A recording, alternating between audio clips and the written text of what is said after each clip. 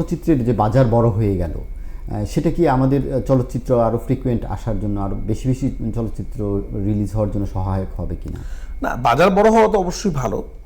আমাদের দেশের তো এখন একটা সময় সিনেমা যে বাজেটে ছিল সেটা থেকে অনেক বড় বাজেটে হয়ে গেছে এবং সিনেমা পরিধি বেড়ে গেছে। যেটা বলছিলাম আর কি, যে আমরা যখন সিনেমা বানানো শুরু করেছি 2017-18 সালে, আমার কেরিয়ার শুরু হয়েছে, তখন বাংলা ছবির অবস্থা খুব খারাপ। কেউ বাংলা ছবি দেখে না, আসে না, রিলিজ হয় না। অনেক দিন পর পর ইনভেস্টিগেটিভ ফিল্ম সিনেমা বানিয়ে যাচ্ছিল।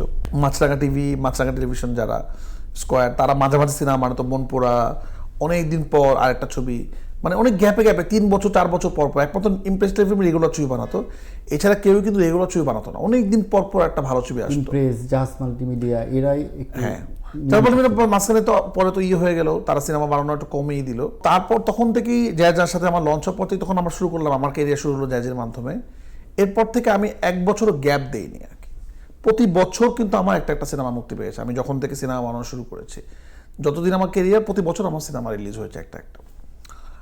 1 বছর 2টা রিলিজ হয়েছিল, পরাণ এবং দামাল, কারণ কোভিডের সময় আমাদের সিনেমার মুক্তি বন্ধ ছিল।